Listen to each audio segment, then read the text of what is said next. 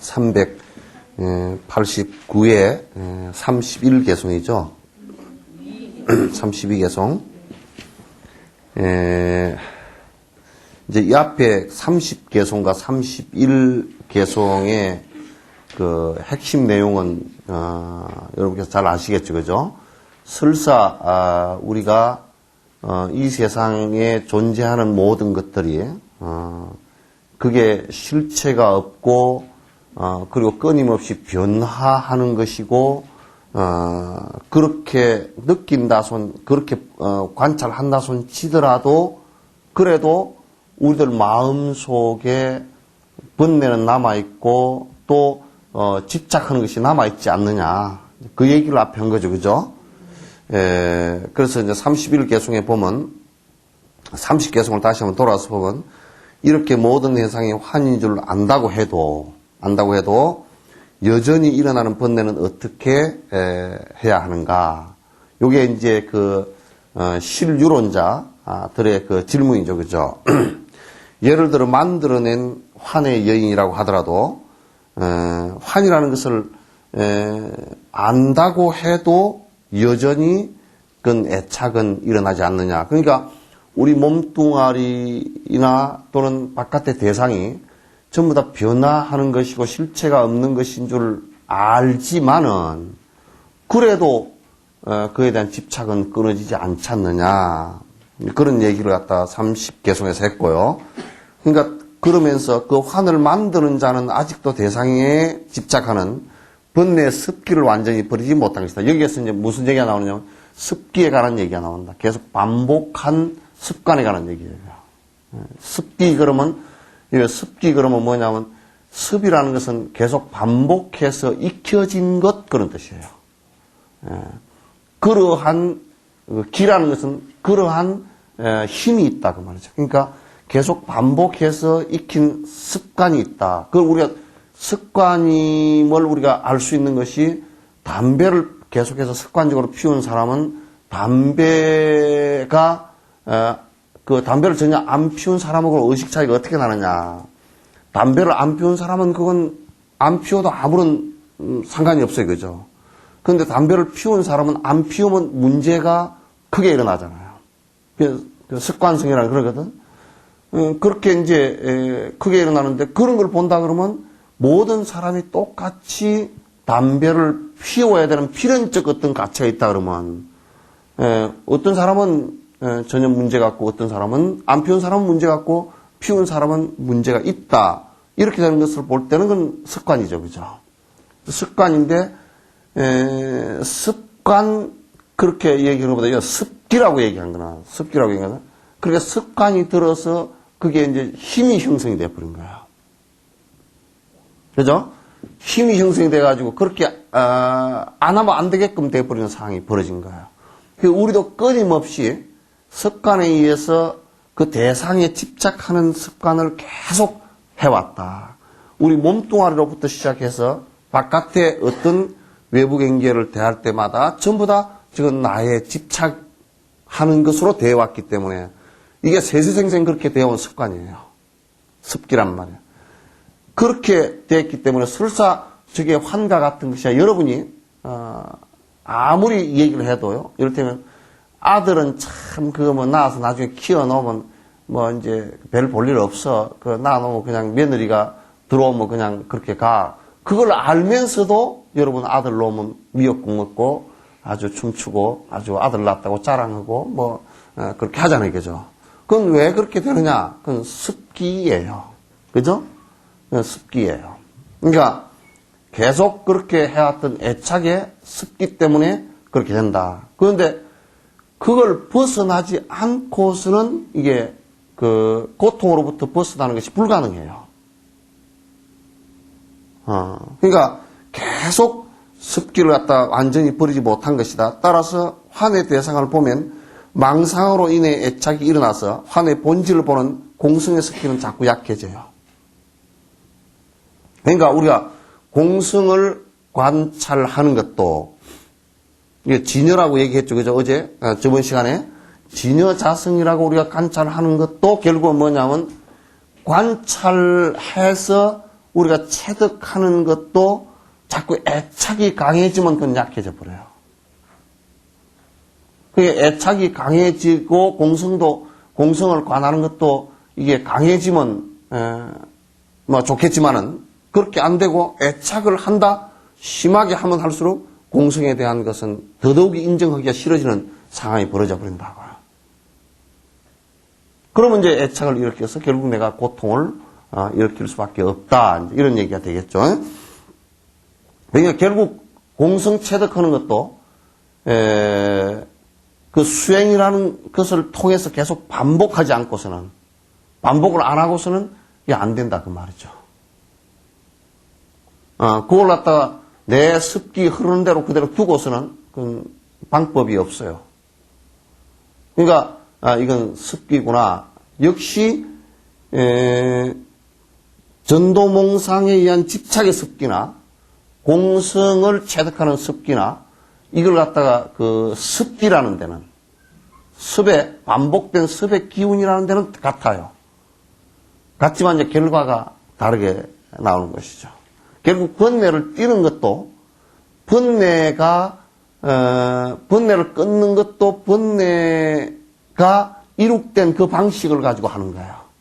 번뇌가 형성된 그 습기가 형성된 그 방법으로 그걸 하는 거란 말이에요. 알겠죠? 그래서 이제 32개송으로 넘어가는 겁니다. 현상의 본질을 관하는 공성의 습기를 익숙하게 하여 사물에 근거 없이 집착하는 망상의 습기를 버려야 하고 실제하는 것은 아무것도 없다라는 사실에 익숙해져서 나중에는 현상이 실제한다고 믿는 착각도 버려야 한다. 버려. 할 것이다. 예, 그러니까 그 다음에 뭐냐면 자꾸 존재하는 모든 현상의 본질이 뭐냐라고 관할 수 있어야 된다. 그러니까 그 본질은 우리가 이렇게 볼 수 있잖아요. 존재하는 방식이 어떤 것이냐라고 한다 그러면 전부 다 연기에 의해서 존재하죠. 그죠? 향 좀 꺼줘. 기침 나서. 연기에 의해서 존재한다. 그러면 이것이 있음으로 이것이 있고 이것이 매람으로 이것도 매라고 저것도 매라고 그러니까 서로 연관관계에 지어져서 존재하는 방식이란 말이에요. 그러니까 단독적으로 존재할 수 있는 것이 세상에 아무것도 없다 그랬죠.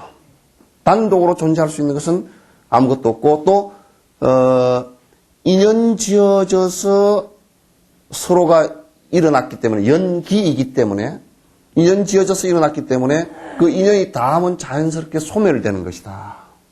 아주 자연스러운 이 자연법을 이만큼 정확하게 해석한 건 사실 없어요. 자연이라는 존재 자체가 그렇게 되게 돼 있잖아요. 그죠?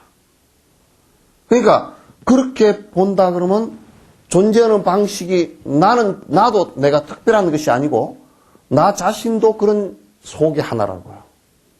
그렇다 그러면 영원성이라는 게 부여된 게 하나도 없다 그런 얘기예요. 영원히 그렇다라는 것은 이 세상에 아무것도 없다.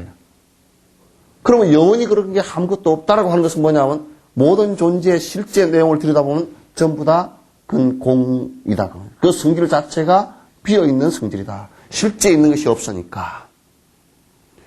그렇게 관찰을 한다 그러면 이 세상에 그 어떤 대상을 놓고 집착했던 것도 그렇게 우리가 우선 관찰해보면 내 몸뚱아리로부터 시작해서 온이 개공한 것으로부터 시작해서 내 패밀리, 내 가족이라는 것도 인연에 의해서 모였다 인연에 의해서 흩어진 수밖에 없는 상황이고 또 그 어떤 물체나 그 어떤 존재도 인연에 의해서 모였다 인연에 의해서 흩어지는 것일 수밖에 없는 거예요.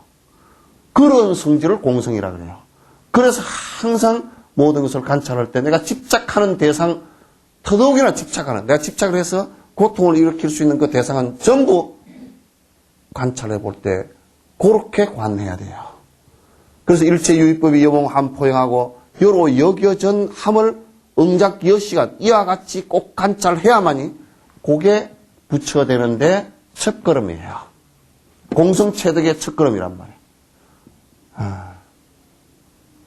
그래서 그 무상함을 모르면요, 고를 벗어날 수 있는 첫 단추가 잘못되기 시작하는 거예요. 그래서 그 연기법이라는 게 그래서 꼭 연기법을 여러분이 깊이 12연기도 마찬가지고 연기라는 것은 인연지어져서 생긴 것이라는 것을 여러분이 철저하게 생각해야 돼요. 여러분과 여기에서 모이는데 인연은 여러 가지 원인과 조건에 의해서 되죠. 여기에 법회가 되는 것은 법이라는 인과, 그죠? 또 전사, 그 다음에 여러분 가정, 또 여러분의 갖고 있는 마음, 공부를 하고자 하는 마음, 이런 것이 주변 조건이 돼서 지금 공부하는 결과라는 게 이런 게 나온 거라고요. 그러니까 이것마저도 역시 여러분이 조건이 안 맞다든지, 조건이 안 맞다 그러면 이를테면 뭐 아파서 병원에 입원했다. 또 남편이 어디 뭐 저 미국으로 이민 가자 그래서 이민을 간다. 그러면 뭐 어떻게 조건이 안 맞으면 되지 않잖아요. 그것도 여러분 법이라는 데 대해서 그 원인에 대해서 정확하게 이 법회라는 것은 법이라는 것이 주 원인이니까 주 인자니까 그 인자에 대해서 정확한 인식을 하고 있지 못하다 그러면 그건 이제 흩어지는 거죠. 그래서 끊임없이 이것도 흩어지고 모이고 하는 관계 속에서 이루어지는 것이지 절대적 관계라는 것은 이 세상에 하나도 없다 그런 얘기예요. 따라서 공성의 습기에 익숙하게 하여 그렇게 이제 현상의 본질을 관하는 공성의 습기에 현상의 본질을 들여다보면 이건 공인 줄 알거든요. 그러면 그게 항상 모든 것을 바라볼 때 그렇게 관할 수 있어요. 일체유의법이 여몽함포용해야 돼요. 일체 존재하는 현상계가 마치 물거품같이 일어났다 꺼지는 것이구나. 이걸 알아야 돼요. 그 자꾸 깊이 있게 관찰을 해볼 수 있어야 된단 말이에요. 그리고 그렇게 하면 자꾸 현상에 대해서 근거 없이 집착하는 것이 이제 사라지게 되어 있어요. 우리는 집착을 하는데 집착해야 될 근거를 갖고 있지 못해요, 사실은. 집착해야 될 정당한 근거가 없단 말이에요. 그냥 무조건적인 내 욕망에 의해서 집착을 하는 거예요. 그러니까 그 근원이 근거이시 되는 것이 정당한 근거이시 되는 것이 아니고 원인이 있어 된 게 아니고 그 집착하는 것에 정당한 원인이 없어요. 그냥 욕심이에요. 그 욕심인데 그건 착각이에요. 착각에 의해서 그렇게 될 수밖에 없다 그 말이에요. 그러니까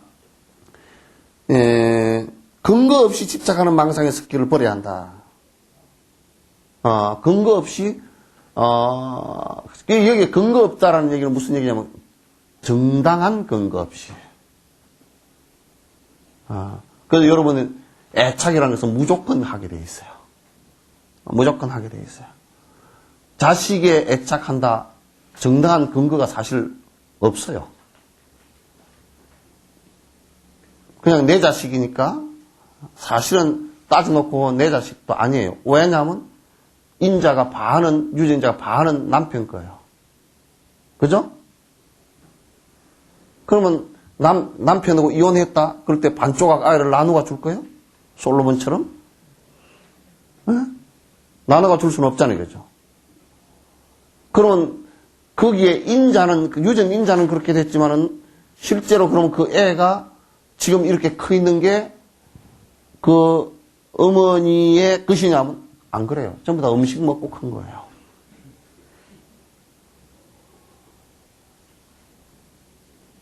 단지 그 아이가 내 몸으로 태어났다. 그래서 내가 무조건 애착한다. 이 얘기지.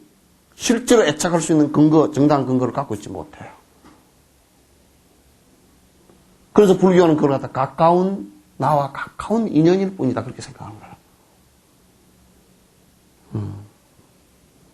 나와 가까운 인연이다. 그래서 근거 없이, 정당한 근거 없이 애착하지 않아요. 그렇다고 방치라는 얘기 아니에요. 그죠? 가까운 인연이니까 바로 이끌 필요는 있겠지만 애착을 해가지고 헛짓을 하질 않아요. 헛짓한 사람 끄트머리 가서요 시집 장가가고 애 낳고 나중에 지네 할애비 애비 제사도 안 지내고 그렇게 하면 저게 내가 난 자식인가. 그렇게 된다고. 그래서 실제 하는 것은 아무것도 없다라는 사실에 익숙해져야 돼요. 그러니까 실제 하는 것이라는 것은 실제 이거는 변치 않고 영원한 것이라는 것은 이 세상에 아무것도 없다는 거예요. 이 세상에 아무것도 없다는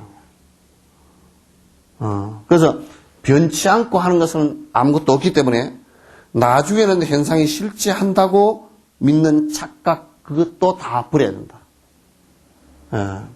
그러니까 이 몸뚱아리가 실제하는 것이냐 그냥 자세히 관찰해 놓고 실제하는 게 아니에요. 이것도 끊임없이 변화하는 거예요. 변화해서 어느 땐가는 죽고 말 것이죠. 그죠? 그래서 몸이 아프다, 피곤하다, 또는 무슨 머리가 하얗게 났다. 이거 전부 다 변화하는 모습들입니다. 실제가 없다라는 증거들이에요. 영원성을 갖고 있지 않다라는 증거예요. 그렇게 우리는 실제한다라는 착각을 버리는 것이 돼야 그 다음에 집착하는 것이 줄어들고 사라집니다. 그거 안 되면 공부 안 되는 거죠.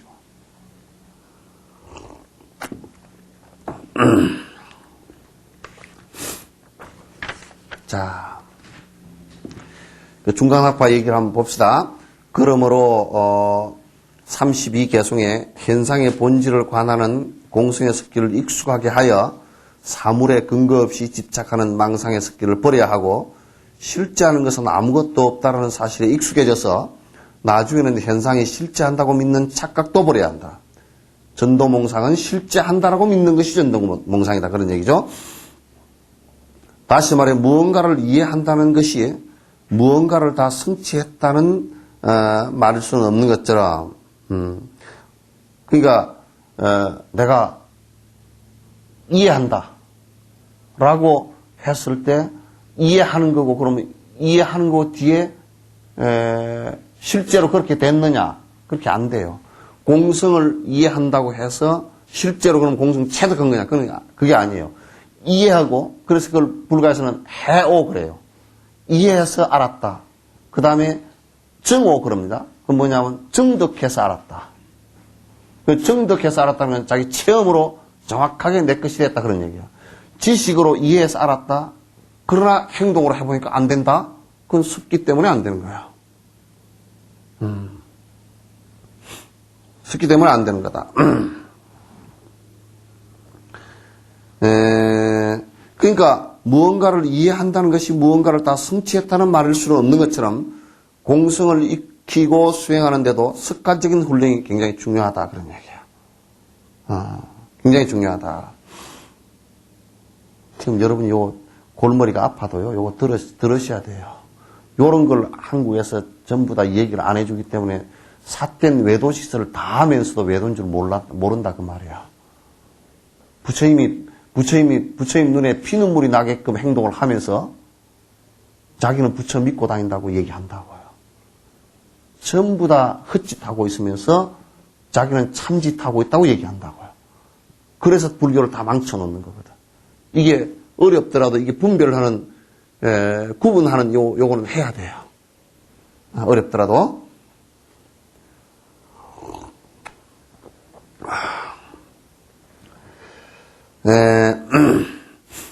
현상이 실제한다고 믿는 전도된 생각을 아주 오랜 동안 습관적으로 쌓아왔기 때문에 여전히 집착과 욕망 속에 허우적거리고 있는 것처럼 현상에 대한 습관과 모순과 진여의 자성을 바르게 볼 수 있도록 하는 공성의 지혜를 갖다 수행할 때 끊임없는 훈련이 필요하다. 끊임없이 명상하고 그래서 이제 처음에 경을 꼭 봐야 되는 거야. 경을 보면 전부 다 경에서 생각이 정리되어지니까 꼭 경을 봐야 됩니다. 경을 안 보고서는 이게 어려워요. 네? 그 다음에 경을 보고서 실제로 그렇게 되게끔 육바라밀 행을 한다고요. 그 육바라밀 행이 전부 다 뭐냐면 공성체득을 하게끔 하는 기초 바탕들이에요. 그렇게 해서 끊임없는 수행이 필요하다. 공성의 지혜를 익히고 습관을 들이기 위해 끊임없이 노력하다 보면 실제 한다고 믿었던 그 현상에 대한 착각도 점점 사라지게 된다. 이게 한꺼번에 다 사라지질 않습니다. 그러니까 자꾸 정진을 하다 보면, 그 정진이라는 게 뭐냐? 정진은 뭐냐? 결과적으로 착각하고 있는 그 생각, 전도몽상을 갖다가 바르게 하는 것이거든. 바르게 한다는 얘기는 뭐냐?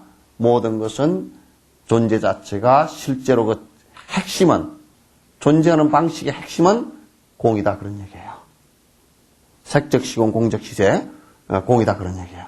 그걸 체득하면, 그걸 갖다 자꾸 깊이 명상하고 체득하면 무슨 이익이 있느냐? 집착으로부터 벗어나서 고통으로부터 점점 벗어나진다. 그런 얘기예요. 내가 이제 죽는 예를 하나 들어도 내가 아무리 내 몸에 집착해서 죽지 않으려고 해도 죽을 수밖에 없잖아요. 그죠? 그러면 괴로울 수밖에 없어요. 괴로울 수밖에 없는 거잖아요.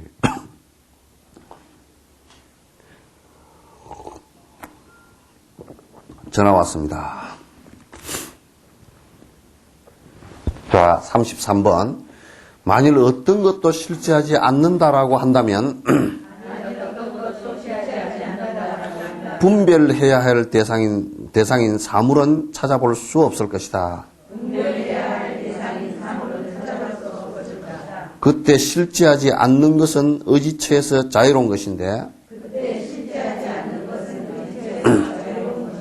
마음 앞에 어떻게 실제하는 것처럼 남아있을 수 있겠는가?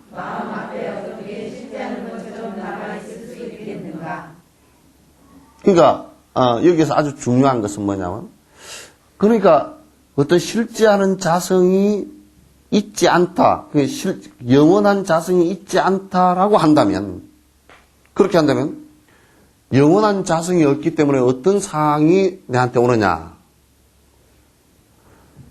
분별을 할 대상이 없다. 그러니까 분별을 할 대상이 없다. 이거 잘 들어야 돼요. 분별이라는 것은 뭐에 의해서 오느냐? 내가 내 욕심에 의해서 집착하는 것 때문에 오는 것이에요. 아시겠죠? 내 욕심에 의해서 집착을 하다 보니까 내 욕심대로 이것이 좋다, 이것이 좋지 않다, 좋으니까 내가 가져야 되겠다, 싫으니까 내가 버려야 되겠다, 저 사람은 내가 미워하니까 정오심을 내고, 이 사람은 내한테 좋으니까, 결국 내한테 좋다라는 얘기는 무슨 얘기예요? 내 욕심에 맞는다는 얘기거든.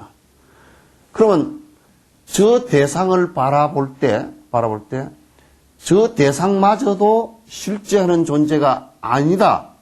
나 역시 그것을 바라보는 의식도 영원히 굳어진 의식이 아니에요.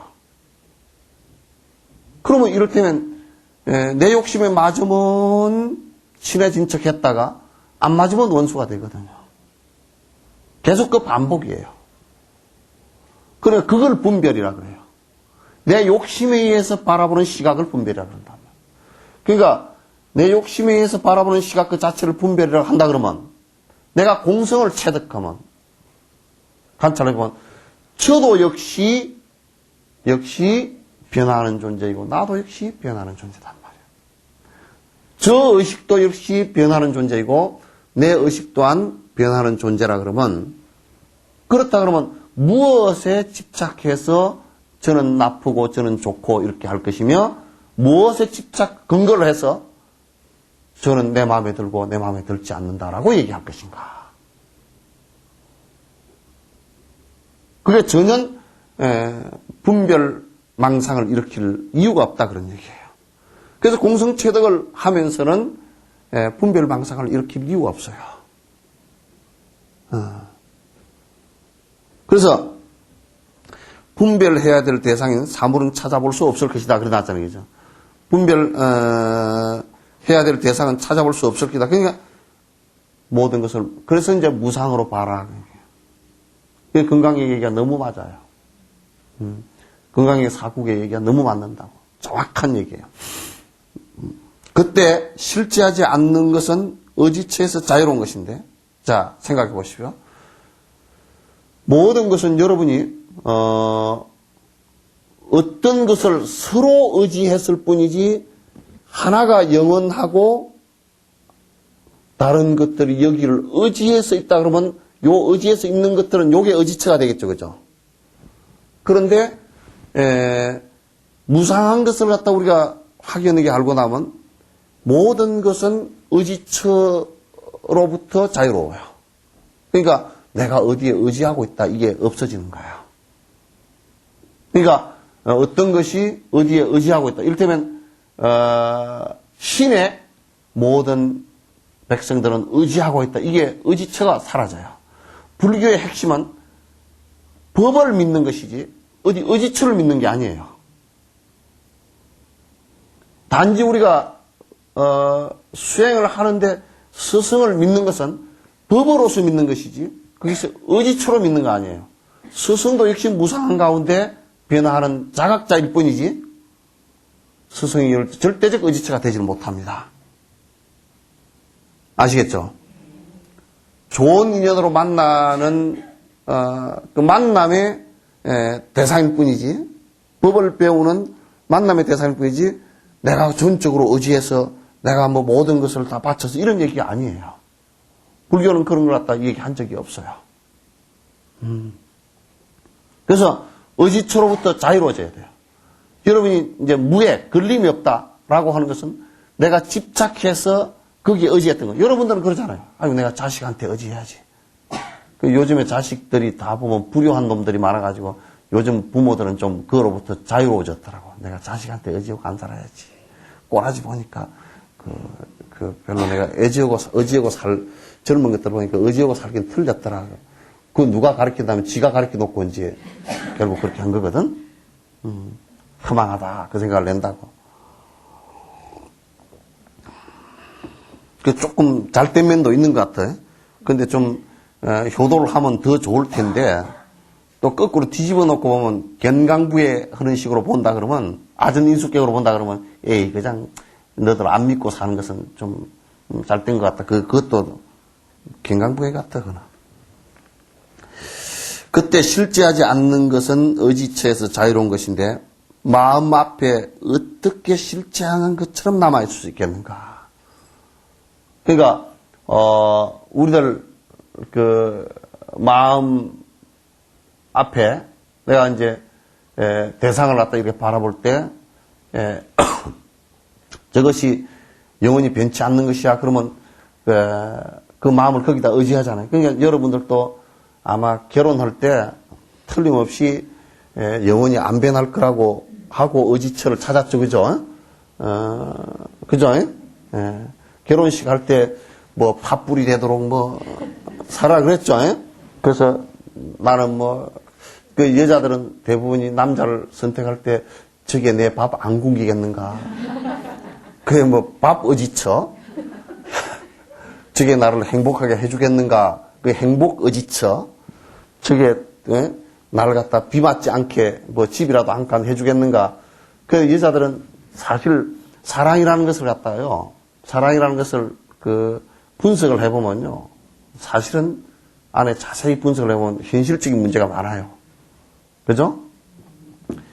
그래서 연애하는 대상하고 뭐 결혼을 대상하고 달라지는 것도 결혼을 하려고 그러니까 가서 내가 이거 의지를 해야 되는데 의지할 만한 벽이 되나 안 되나 저거 썩은 나무 덩어리 가지고 의지가 다 푹 자빠지는 거 아닌가 그걸 갖다 자꾸 이 깜냥을 해보거든.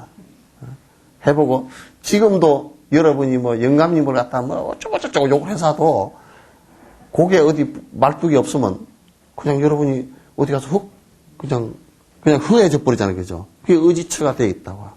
의지처가 되는데 그게 사실은 큰 흐름에서 보면 썩은 말뚝이라. 그러니까 이제 돈 의지처 뭐 이런 의지처는 돼도 그게 내 죽음의 의지처가 되느냐? 안 되거든? 아니, 화장실에 가서 혼자 끼끼 웃는다 그러잖아. 에? 어.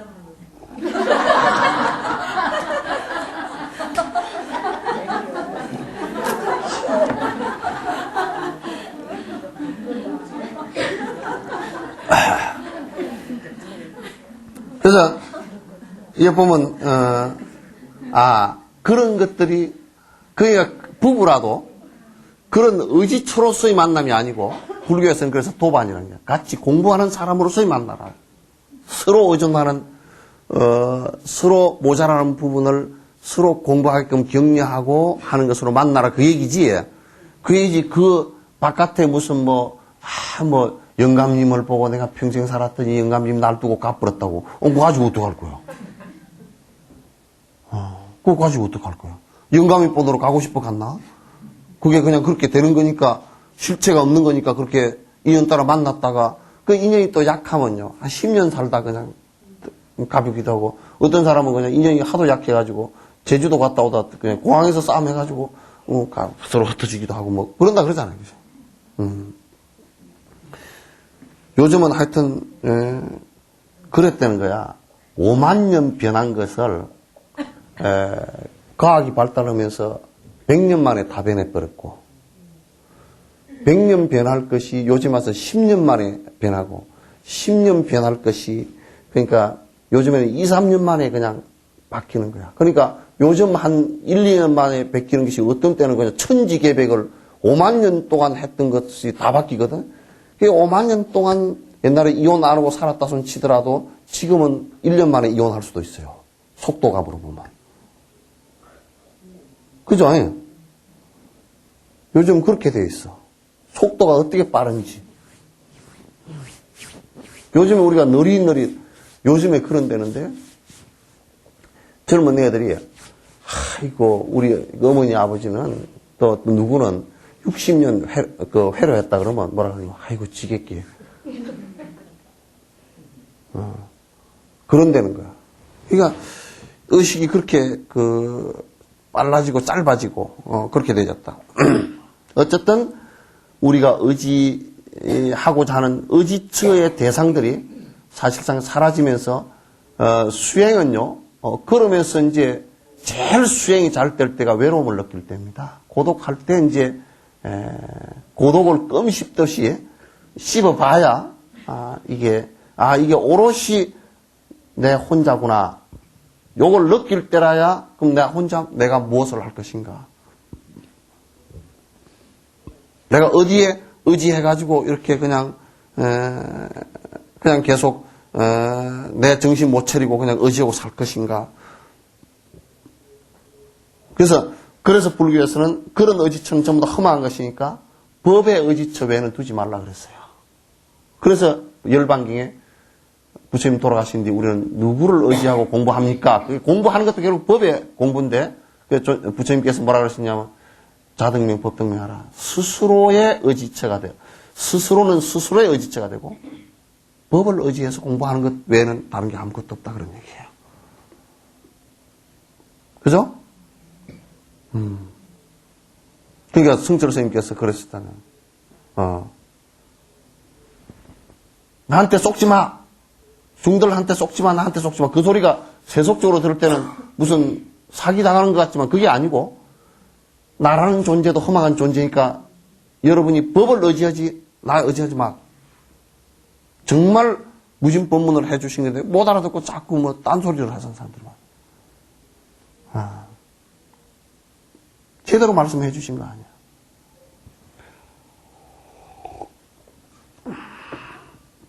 그래서 지독스님 의지해서 공부하는 것으로서 잠깐 의지하는 것이지, 법으로서 의지하는 것이지, 지독스님한테도 의지할 거 하나 없어. 이 몸뚱아리도 여러분과 똑같이 갈 거라고. 그죠? 이 몸뚱아리 이거 배터리 안 돼. 안 돼. 의지할 게 하나도 없어. 그렇다고 내가 무슨 돈이 있나? 내가 무슨 권력이 있나? 여러분 내한테 의지해도 직업 하나도 못 만들어줘. 의지할 게 하나도 없잖아요. 그죠? 지독스님 의지할 게 한 개도 없어. 가서 공부한다 그러면 둘이서 얘기할 수는 있지. 그 법의 의지 외에는 나도 법을 의지하고 있고 서로 의지죠. 그죠? 그렇게 여지는 것이 의지처가 있어서 내가 그게 정신 나간 듯이 사는 것은 옳지 않다. 그건 전부 다 나중에 허망한 모습으로 가게 될 것이다. 그런 얘기예요. 중간학파 나아가 33개송에 만일 어떤 것도 실제하지 않는다라고 한다면 그것은 분석이나 이해의 차원을 넘어선 것이다. 따라서 실제로 존재하는 것이 아무것도 없다면 분별해야 할 대상인 사물도 찾아볼 수 없습니다. 그러니까 공성이다 그런 얘기예요. 이 얘기를 내가 하나 얘기할게요. 달마 스님 한테 해가 스님이 왔어요. 그 해가 스님이 엄청난 그 무사예요. 문무를 겸한 사람인데 키도 크고 칼을 차고 다닐 정도로 아주 무사해요. 그 장군인데 그 이제 글도 많이 배웠어요. 근데 항상 이 사람의 의심이 뭐였느냐면 내가 왜 이렇게 하고 살아야 되는가? 장군이 돼서도 또 학문을 하면서도 해봐도 이게 항상 그게 그냥 험하게 느껴지고 그래서 이제 불교 공부를 하기 시작했는데 교학적인 공부를 계속 해도 자꾸 번뇌가 남아있는 거예요. 요 앞에 얘기처럼. 왜 안 떨어지나 하고. 그래서 이제 달마 스님이라는 큰 스승이 왔다 그래서 거기에 소림굴에서 면벽을 하고 계신다. 그러니까 어떤 큰 스님이 왔는가 하고 내가 꼭 만나보리라고. 법에 대한 아주 구도심이 강하니까 갔어요. 소림굴에 올라가니까. 그러니까 달마 스님이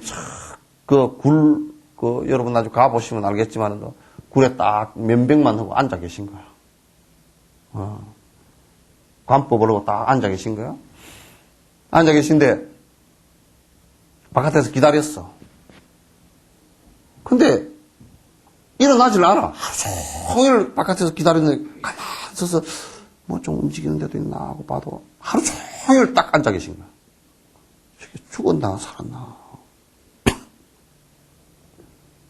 그러니까 달마 스님이 저녁 때가 되니까 일어나셔가지고 당신 잡수실 거 이제 잠깐 챙기는데 보니까 뒤에 이제 해가가 서 있거든요.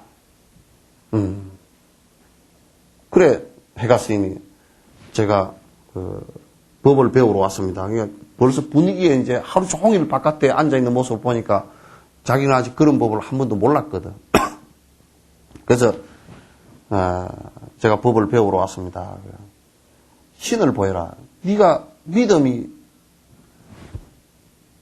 지금 그 믿음이 굉장히 중요하거든. 네가 지금 바로 만나서 법을 달라고 그러니 내가 네 뭘 믿고 공부하는 게 뭔 믿음이 해야 믿음이 있는 것으로 봐야 그 이끌거든.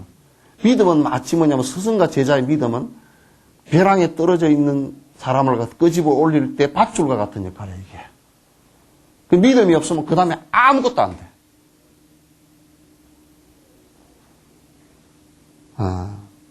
믿음이 없으면 그건 뭐 다 끌어올릴 수가 없잖아요. 밧줄 없는데 벼랑에 떠는 사람은 어떻게 해요? 너 올라와라 그런다고 올라오지질 않아. 그럼 밑에 제자가 그 밧줄을 이렇게 잡고 올라오더라도 위에 사람이 놔버릴까 보다 그러면 못 올라오는 거예요.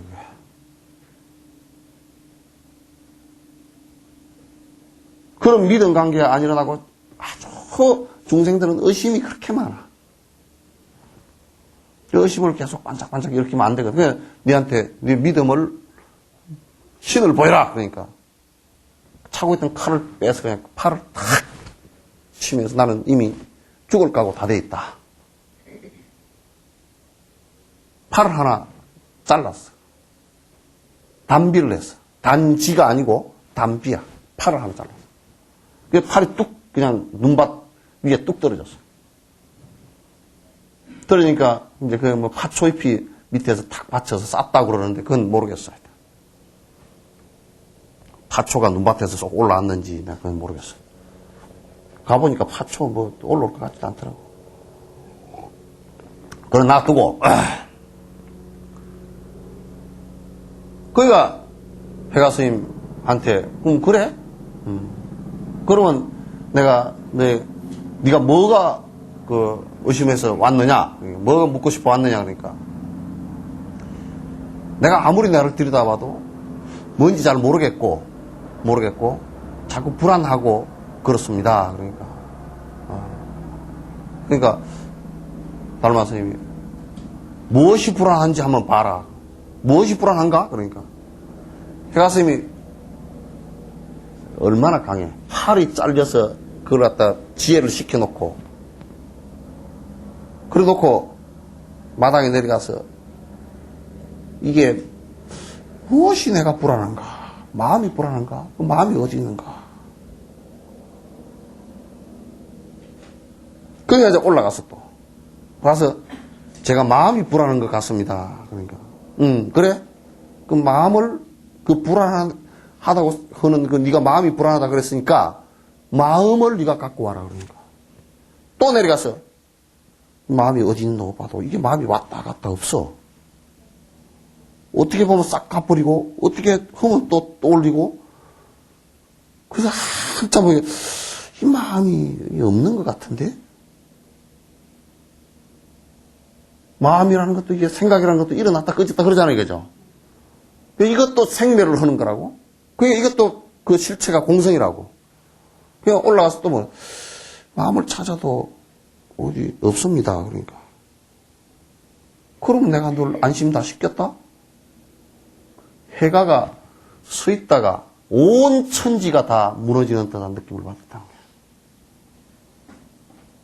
그게 무슨 얘기냐면 첫 번째 그 공성을 체득했을 때, 마음이라는 것도 이게 흠한 것인데 내가 이렇게 해서 내가 그렇게 됐구나 확신한 거지. 그래서 거기서 인가를 받고 그 공부를 갖다 더 깊이 이제 해가기 시작했어요. 그러니까 바로 요 얘기죠, 그죠? 이 얘기란 말이야. 실제 존재하는 것이 아무것도 없다면 분별을 해야 될 대상인 사물도 찾아볼 수 없을 것이다.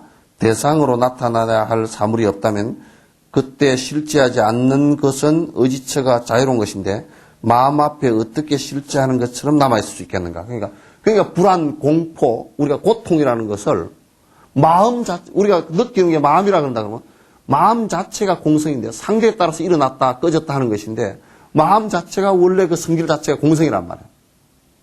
원래 있던 것이 아니라고. 그렇다 그러면 우리가 고통이라고 느끼는 것도 결국 그 성질이 공성이라 그런 말이에요. 그렇다 그러면 아까 해가 스님처럼 말이죠. 네가 마음을 찾아봐라 그러니까 마음을 찾아도 없습니다. 비었습니다. 비었습니다. 그럼 내가 이미 너를 갖다 안심시켰다. 보통으로부터 다 떠나게 했다. 더 이상 어떻게 가르쳐?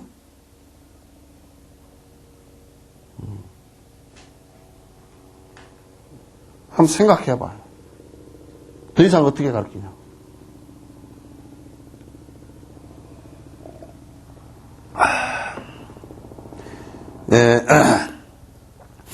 그것이 의지할 바탕이 없는 것이며 바탕이 없다는 것은 홀로 자유롭다는 말이다. 자유롭단 말이다. 실제하지 않는 마음은 의지처가 없어. 그런데 보통 우리는 보면요. 그 마음을 일으키면서도 꼭 의지처 대상을 내서 마음을 일으켜요. 그냥 내 자식 그러고 마음을 내면 내 자식이 의지처가 돼버려. 그 의지처가 되기 때문에 내 자식이 애착하는 생각이 일어나고 그래서 그 자식이 사라졌을 때는 의지처가 사라지기 때문에 엄청난 고통을 당하고 이렇게 된다고. 마음이 마음을 의지처로 하는 것은 그 법집이야, 그게. 그죠? 그 다음에 마음이 나를 의지처로 삼는 것, 내 몸뚱아리 이런 것을 의지처로 삼는 것은 아집이라고 해. 그 아집과 법집이 이게 착각한 생각들이에요, 그게. 착각한 생각들. 실제하지 않는 마음은 의지처가 없어서 자유롭다고. 이게 아주 중요한 얘기예요. 실제하지 않는 마음은 의지처가 없어요. 사실 이게 마음이라는 게 어디다 의지처를 두고 일어나는 게 아니란 말이에요. 우리가 일으킨 중생심은 전부 다 의지처를 두고 일어나기 때문에 분별망상이 일어나지만은 이게 그렇지 않단 말이에요. 의지처를 두지 않으면 그렇지 않다 이 말이에요. 인식의 대상도 자신을 드러낼 바탕이 없으므로 자유롭다. 이게 이제 응무소조하고 이생기심이야. 지금 인식하는 대상도 내가 내가 지금 내 마음을 이렇게 해서 어떤 걸 인식하더라도 저기가 의지처가 아니라는 것을 저 대상도 공성이고 내 마음 자체도 원래 공성이고 인연 따라서 일어났다는 것을 잘 보면 험하게 집착하지 않는다 그런 얘기예요.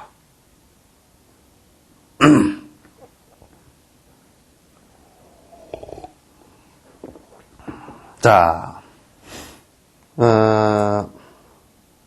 인식 대상도 자신을 드러내는 바탕이 없으므로 자유롭다. 결국 어떠한 대상도 마음 앞에 실제하는 것처럼 남아있을 수 없을 때 자유로울 수 있는 것이다. 이게 무해라는 거예요. 걸림이 없다는 거예요. 걸림 없다는 것은 지 멋대로 행동한다는 뜻이 아니고, 내한테 분별망상이 없어서 인식하는 인식의 주체나 인식하는 인식의 대상이나 그 어떤 것에도 마음을 일으킬 때 의지처를 집착하는 그걸 의지처 자꾸 여기는 이렇게 해놨지만 그걸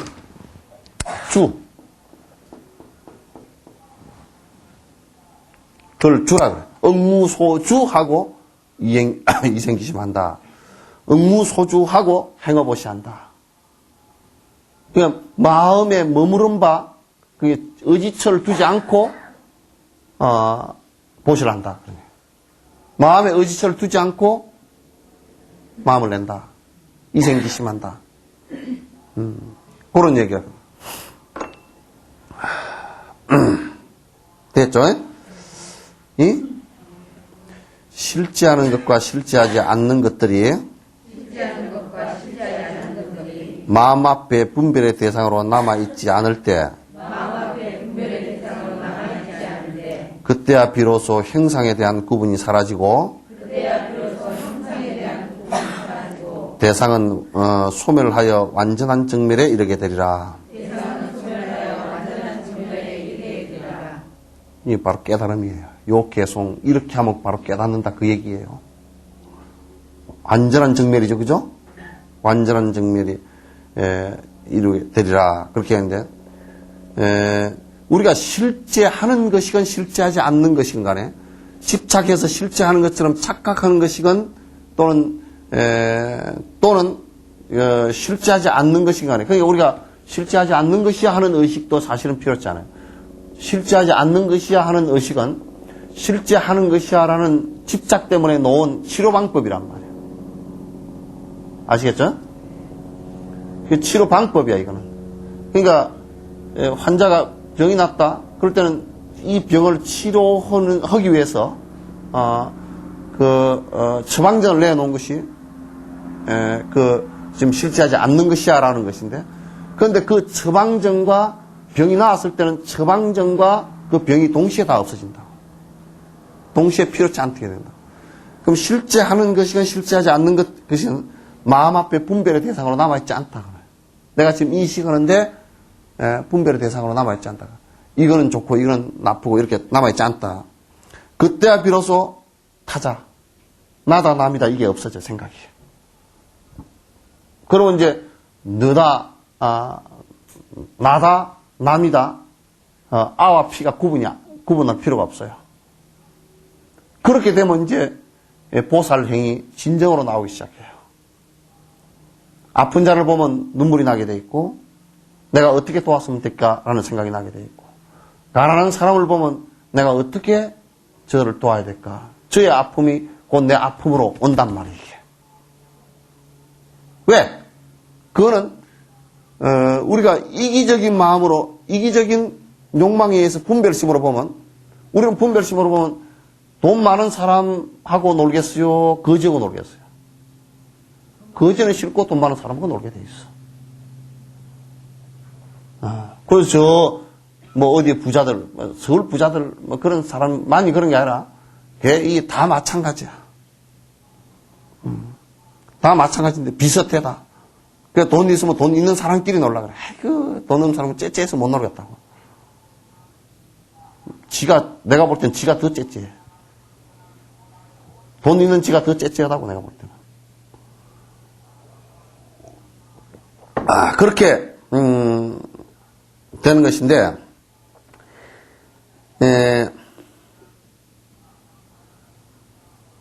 대상과 내가, 둘이 아니다라는 것을 갖다 말이 아니고 실제로 느낄 수 있는 것은 뭐냐면, 느낄 수 있는 것은 이게 나라는 고집이, 아집과 법집이 사라지면서 이게 느껴지는 거예요. 그게 안 사라지면 절대 느낄 수가 없어요. 나에 대한 집착을 그대로 두고서는 안 되게 돼 있어요.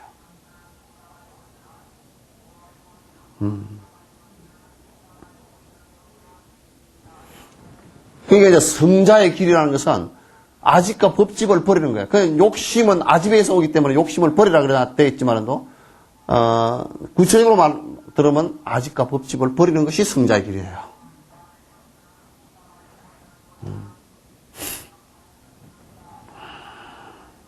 그렇게 한다 그러면 마음 앞에 분별의 대상으로 남아있지 않을 때 비로소 형상에 대한 구분은 완전히 사라져요. 그러니까 여기에서 구분이 사라진다라는 데 대해서 오해를 하는 사람이 어떻게 하냐면, 그러면 뭐 갑순이와 을순이를 구분도 못하냐, 콩과 팥을 구분도 못하냐. 그렇지 않아요. 구분 정확하게 다 해요. 그러나 아예 안에 그 대상을 보면서 이를테면 깨구리는 맞아 죽어도 괜찮고 사람은 맞아 죽으면 안 된다, 이렇게 구분하진 않아. 애착관계로 보지 않는단 말이야. 깨구리도 사람과 똑같은 생명이라는 걸 알지만은, 그러나 사람과 또 다른 측면도 알아요. 구분은 정확하게 다 해요. 하지만은 이 사람이 돈이 있다 없다도 구분은 다 해요.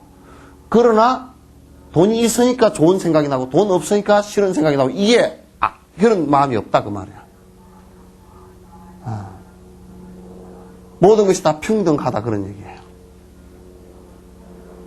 요걸 잘못 이해를 하면 자꾸 무분별 그렇게 얘기하니까 뭐라냐면, 그러면 돈이 되고 나면 아주 그냥 그 콩팥도 구분을 못하는가, 콩과 팥도 구분 못하는가, 요렇게 생각하는 사람들이 많이 있어요. 그건 여러분 잘 아시다시피 그 노파가 그 토구를 갖다 불태워버린 그것이 선구인 것 같지만은 사실 선구 아니고 교리적으로 다 해석이 되는 얘기예요. 뭐냐면 어떤 스님이 열심히 참선하고 해서 노보살이 톡을 하나 찧어줬어. 찧어주고 거기에 그 시중을, 자기 딸 보고 시중을 들으려고 그랬어. 그 딸이 이제 들라. 딸 시중을 듣는데 어느 날 그 보살이 올라와서, 노보살이 올라와서 딸이 시중을 들고 그러는데 마음이 어떻습니까? 그러니까 목석입니다. 그러니까 아무 말도, 목석과 같이 마음이 움직이지 않습니다. 그러니까 아무 말 안 하고 내려와서 스님 가십시오. 그러더니 불을 확 초가상에다 불 질러버렸다.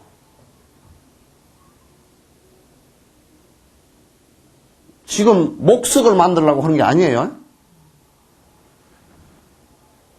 이를테면 거기에 딸이 올라와서 이 지금 시중 드는 거, 이걸 갖다가, 그럼 욕정이 일어나면 그건 중생이죠. 그죠? 욕정이 안 일어나면 뭐예요? 목석이란 말이에요, 이게. 그럼 어떻게 할까요?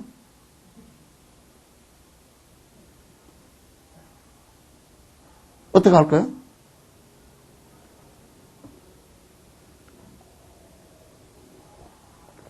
부처의 결은 그 사이에 있어요. 두 개가 양극단이야.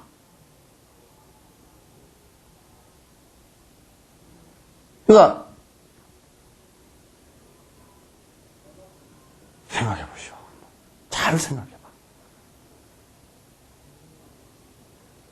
봐.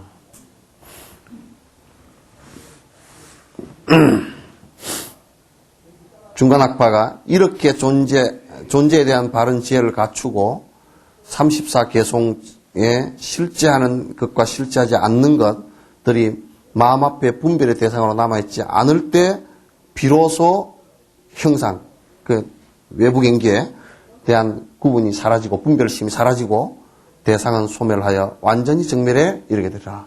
그 대상이 소멸을 한다 그러니까 이 앞에 그 대상이 싹 없어지는 게 아니고 다 있어. 나무는 나무고 물은 물이고 다 있어요. 사람은 사람이고 옥분이 냉꽁이 다 있어요. 다 있는데, 그러나 내가 지금 분별심으로 보는 건 싹 사라져버렸단 말이에요. 싹 사라지면 집착도 없고 분별심이 사라지기 때문에 어떤 상황이 되느냐? 그냥 어떤 사람을 대하더라도 편안하게 돼 있어요. 어떤 대상을 대하더라도 분별심이 일어나지 않게 돼 있어요. 그럼 백날 대해도 마찬가지예요. 그래서 이걸 갖다 소 물어버린 듯이 그렇게. 소한테는 물려도 상처가 안 나. 앞이빨이 아래 이빨밖에 없어서. 이렇게 하면 이빨이 맛 안 다니까 위에는 잇몸만 있거든.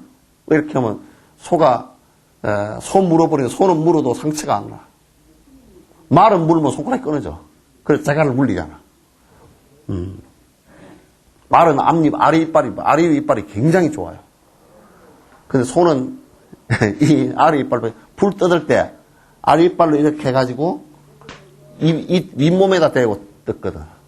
말은 잘라 이렇게 먹는 게 달라. 소 물어버린 듯이 하라 그 말이죠. 이게 지금 정멸이에요. 정멸이에요. 그러니까 요렇게 되면 다 알지만은 번뇌는 하나도 아니다. 수많은 사람을 대해도 번뇌는 일어나지 않아. 수많은 일을 해도 번거롭지 않아. 항상 고요해 있어요. 왜? 이게 번거롭고 힘들고 뒤죽박죽이다. 그냥 성질나고 어쩌고저쩌고 한다. 그건 전부 다 분별심, 집착심에 의해서 일어나는 것이니까. 그게 사라지고 나면 대상을 아무리 바라보더라도 그냥 그대로 해요. 뺏기지 않아요.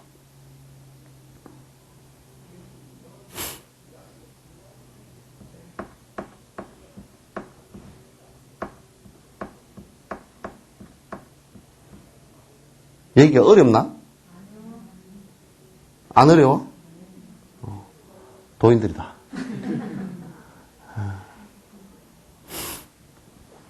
이렇게 존재에 대한 바른 지혜를 갖추고 실제하는 것과 실제하지 않는 것들이 마음 앞에 분별 대상으로 남아있지 않을 때 비로소 행상에 대한 구분은 사라지고 대상은 소멸을 완전한 정멸에 이른다. 요때 이걸 니르바나라 그래요. 이걸 행복이라 그래요. 자, 여의주나 여의수가 바라는 모든 소원을 완전히 충족시키다. 그처럼 제자의 염원과 청정한 기도에 힘으로 승리자께서는 보살의 몸을 놔두신다. 이거 이제 아주 중요한 얘기예요. 여의주 그러면 요거는 이제 상상의 구설이죠, 그죠? 여의주는 어떤 거냐면 용의 이게 머리에서 나온답니다. 용 안에 이 대뇌 머리에서 나오는데 그 용이 날고자 하면 날아지고 또 물속으로 들어가자면 물속에 들어가지고 승천을 하려면 승천해지고 하는 것은 여의주가 컸기 때문에 여의주에 의해서 된다는 거예요. 그게 이제 상상의 얘기죠, 그죠? 그 다음에 여의수 그건 뭐냐면 여의수는 나무인데 그 나무가 희한하게도 그 다이아몬드가 열려라 그러면 다이아몬드가 열리고 나무가 지 마음대로 열매를 열어. 여의가 뜻대로 된다는 얘기 아니에요, 그죠? 그러면 여의주와 여의수를 보면 그 안에 여의주와 여의수는 뭘 하고자 하는 의지가 있어서 그렇게 되는 게 아니죠, 그죠? 왜냐하면 그건 뇌가 없어요. 그러잖아요, 그죠? 그냥 구설일 뿐이야. 그냥 나무일 뿐인데 저절로 된단 말이죠. 이걸 어디다 비유한 거냐면 우리가 깨달음을 이루었을 때 번뇌망상이 다 사라졌을 때 하고자 하는 조작심이 사라졌을 때 욕망이 사라졌을 때 이게 여의수나 여의주처럼 바라는 모든 소원을 완전히 충족시키게 돼요. 그러면 깨달음을 이루었을 때 완벽한 행복이 일어나요. 그 깨달음을 이루었을 때 우리는 세속적 행복을 해서 야 돈을 5천만 원 모았다. 그러면 엄청 행복한 듯 해도 그게 그냥 돈이 5천만 원이 다 나가버렸다 성질 나잖아요. 그죠? 그러니까 내가 행복을 느낀 것만큼 고통을 당하게 되어 있는 것이 딱 그만큼 당하게 되어 있어. 세속의 행복을 느낀 것은 행복 이꼴 불행 똑같아요. 똑같아요. 그 언제든지 5천만 원 벌었다면 5천만 원 날아갈 거 아니에요. 언제든지 날아가도 날아갈 거라고. 그죠? 또 내가 이 세상에 태어났다 그러지만도 언제든지 죽을 거니까 태어난 기쁨만큼 죽는 기쁨도 사실 죽는 고통도 그냥 같이 오게 돼서 똑같이 오게 되는데 이 예수 그러니까 그 앞에 행복이라는 것은 우리가 억지로 조작한 행복이다 그런 얘기예요. 근데 이게 이제 깨달음을 이루어서 이루어진 행복은 이게 영원한 행복이에요. 그래서 그 안에 참 부처님을 보면 알 수 있잖아요. 그죠? 부처님을 뵈면 부처님께서 하고자 하신 일을 일체 중생을 위해서 하고자 하신 일이 안 된 일이 하나도 없다고. 그죠? 안 되신 일이 하나도 없어. 그렇게 여의주나 여의수에 바라는 모든 소원을 완전히 충족시켜주던 그처럼 제자의 염원과 청정한 기도의 힘으로 승리자께서는 보살의 몸을 놔두신다. 그러니까 우리가 만약에 이런 질문을 했다고 칩시다. 부처님은 돌아가셨는데 부처님 돌아가신 앞에서 내가 기도했다고 해서 부처님이 뭐 이루어 주겠느냐? 그게 아니라 그 얘기예요. 제자, 여기 제자 해놨죠, 그죠? 모든 제자의 염원과 청정한 기도의 힘으로 승리자는 부처님이네. 부처님께서는 보살의 몸으로 놔두신다. 그러니까 부처님께서 대만 열반에 드셨지만 부처님께서 중생을 위해서 일체 중생을 위해서 보살들을 그 심부름꾼으로 열애사예요. 부처님의 심부름꾼으로 이 세상에 보내주신다 그랬어요. 그건 제자들의 염원에 의해서 되는 것이다. 그런 얘기예요. 기도와 염원에 의해서 되는 것이다. 우리는 이제 염원도 아니고 이제 복을 비는데 돈 좀 주시오 그렇게 비니까 보살은 안 온다 그 말이야. 응? 시험 점수 좀 더 주시오 그러니까 보살이 안 오지. 예?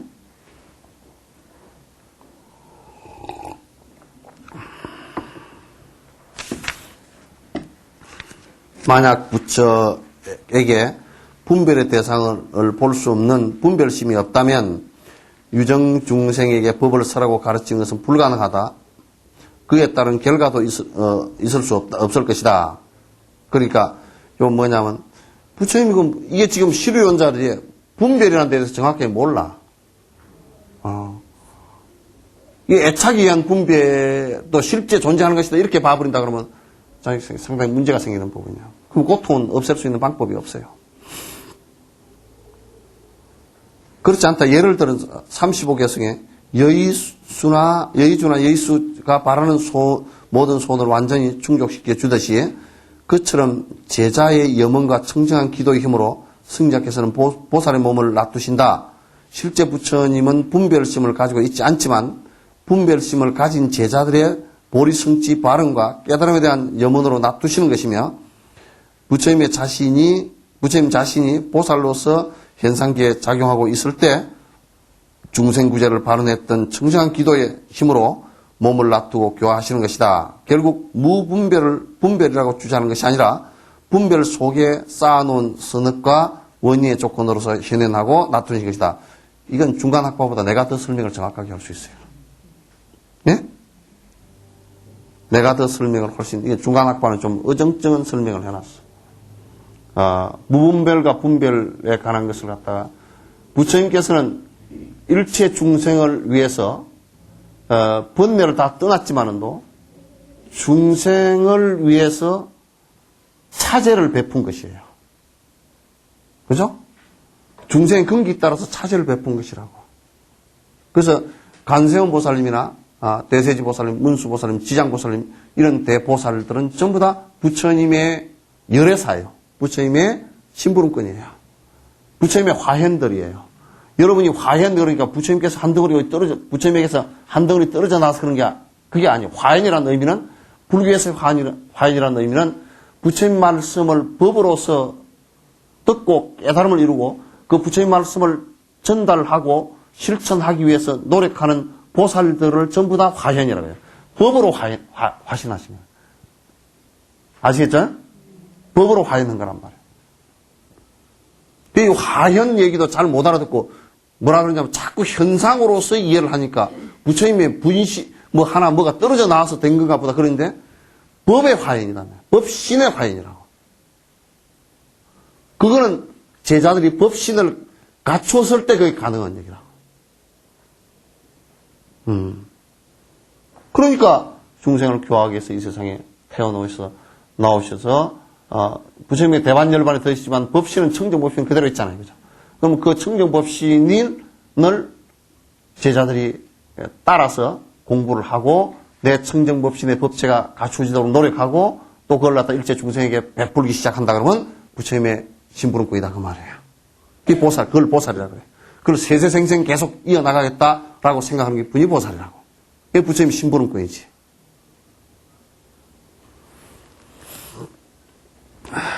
오늘 여기까지 할까요? 더 잔소리는 죽자도 하네. 네? 뭐 더 합시다. 그 소리를 잘 안 해.